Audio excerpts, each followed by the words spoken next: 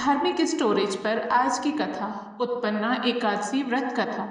धर्मराज युधिष्ठिर कहने लगे कि हे भगवान, मैंने कार्तिक शुक्ल एकादशी अर्थात प्रबोधनी एकादशी का सविस्तार वर्णन सुना। अब आप कृपा करके मुझे मार्गशीर्ष माह के कृष्ण पक्ष की एकादशी के विषय में भी बतलाइए। इस एकादशी का क्या नाम है तथा इसके व्रत का क्या विधान है, इसकी विधि क्या है, इसका व्रत करने से किस फल की प्राप्ति होती है, कृपया यह सब विधान पूर्वक कहिए। भगवान श्री कृष्ण बोले, मार्गशीर्ष माह के कृष्ण पक्ष में आने वाली इस एकादशी को उत्पन्ना एकादशी कहा जाता है। यह व्रत शंखोद्वार तीर्थ में स्नान करके भगवान के दर्शन करने से जो फल प्राप्त होता है उसके बराबर पुण्य देता है। व्रत करने वाले भक्त को चोर, पाखंडी, परस्त्रीगामी, निंदक, मिथ्याभाषी तथा किसी भी प्रकार के पापी से बात नहीं करनी चाहिए। इसका महात्म्य मैं तुमसे कहता हूँ, ध्यानपूर्वक सुनो। उत्पन्ना एकादशी की कथा कुछ इस प्रकार है। युधिष्ठिर भगवान श्री कृष्ण से कहने लगे कि हे भगवान, आपने हजारों यज्ञ और लाख गोदान को भी एकादशी व्रत के बराबर नहीं बताया, सो यह तिथि सब तिथियों से उत्तम कैसे हुई, आप मुझे बताइए। भगवान कहने लगे, हे युधिष्ठिर, सतयुग में मुर नाम का दैत्य उत्पन्न हुआ। वह बड़ा बलवान और भयानक था। उस प्रचंड दैत्य ने इंद्र, आदित्य, वसु, वायु, अग्नि आदि सभी देवताओं को पराजित करके भगा दिया।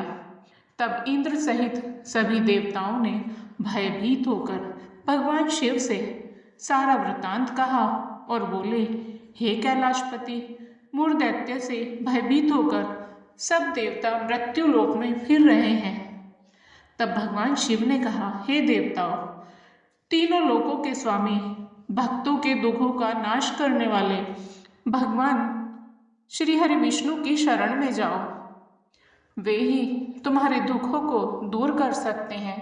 शिव जी के ऐसे वचन सुनकर सभी देवता क्षीर सागर में पहुंचे। वहां भगवान को शयन करते देख हाथ जोड़कर उनकी स्तुति करने लगे कि हे देवताओं द्वारा स्तुति करने योग्य प्रभु, आपको बारंबार नमस्कार। देवताओं की रक्षा करने वाले मधुसूदन, आपको नमस्कार है। आप हमारी रक्षा करें। दैत्यों से भयभीत होकर हम सब आपकी शरण में आए हैं। आप इस संसार के कर्ता, माता पिता, उत्पत्ति और पालन करता और संहार करने वाले हैं। सबको शांति प्रदान करने वाले हैं। आकाश और पाताल भी आप ही हैं। सबके पितामह ब्रह्मा, सूर्य, चंद्र, अग्नि, सामग्री, होम, आहुति, मंत्र, तंत्र, जप, यजमान, यज्ञ, कर्म, कर्ता, भोक्ता भी आप ही हैं। आप सर्वव्यापक हैं। आपके सिवा तीनों लोकों में चर तथा अचर कुछ भी नहीं है।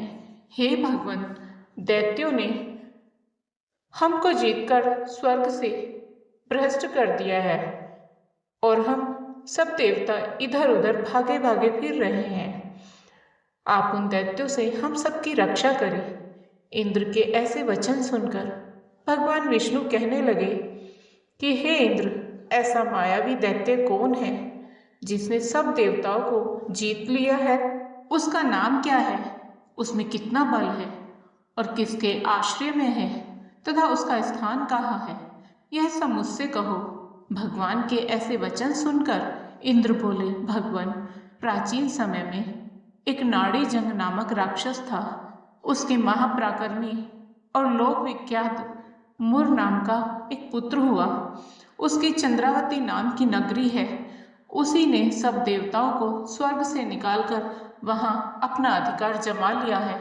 उसने इंद्र, अग्नि, वरुण, यम, वायु, ईश, चंद्रमा, नैऋत्य आदि सबके स्थान पर अधिकार कर लिया है। सूर्य बनकर स्वयं ही प्रकाश करता है, स्वयं ही मेघ बन बैठा है और सबसे अजय है। हे असुर निकंदन, उस दुष्ट को मारकर देवताओं को अजय बनाइए। यह वचन सुनकर भगवान ने कहा, हे देवताओं, मैं शीघ्र ही उसका संहार करूंगा, तुम चंद्रावती नगरी जाओ। इस प्रकार कहकर भगवान सहित सभी देवताओं ने चंद्रावती नगरी की ओर प्रस्थान किया। उस समय जब दैत्यमुर सेना सहित युद्ध भूमि में गरज रहा था, उसकी भयानक गर्जना सुनकर सभी देवता भय के मारे चारों दिशाओं में भागने लगे। जब स्वयं भगवान रणभूमि में आए तो दैत्य उन पर भी अस्त्र शस्त्र आयुध लेकर दौड़े। भगवान ने उन्हें सर्प के समान अपने बाणों से बींध डाला। बहुत से दैत्य मारे गए, केवल मुर बचा रहा। वह अविचल भाव से भगवान के साथ युद्ध करता रहा। भगवान जो जो भी तीक्ष्ण बाण चलाते वह उसके लिए पुष्प सिद्ध होता। उसका शरीर छिन्न भिन्न हो गया, किंतु वह लगातार युद्ध करता रहा। दोनों के बीच मल्ल युद्ध भी हुआ। 10,000 वर्ष तक उनका युद्ध चलता रहा, किंतु मुर नहीं हारा। थककर भगवान बद्रिकाश्रम चले गए। वहाँ हेमवती नामक सुंदर गुफा थी। उसमें विश्राम करने के लिए भगवान उसके अंदर प्रवेश कर गए। यह गुफा 12 योजन लंबी थी और उसका एक ही द्वार था। विष्णु भगवान वहाँ योग निद्रा की गोद में सो गए। मुर भी पीछे पीछे आ गया और भगवान को सोया देखकर मारने को उद्यत हुआ। तभी भगवान के शरीर से उज्ज्वल कांतिमय रूप वाली देवी प्रकट हुई। देवी ने राक्षस मुर को ललकारा, युद्ध किया और उसे तत्काल मौत के घाट उतार दिया। श्रीहरि जब योग निद्रा की गोद से उठे तो सब बातों को जानकर उस देवी से कहा कि आपका जन्म एकादशी के दिन हुआ है, अतः आप उत्पन्ना एकादशी के नाम से पूजित होंगी। आपके भक्त वही होंगे जो मेरे भक्त होंगे। भगवान श्री हरि विष्णु जी के प्यारे भक्तों, आपको आज की कथा पसंद आई हो तो वीडियो को लाइक करें, शेयर करें और साथ ही हमारे चैनल को सब्सक्राइब करें। बेल आइकन को प्रेस करके ऑल बटन पर क्लिक करें। जय श्री हरि, जय श्री राधे राधे प्यारे भक्तों।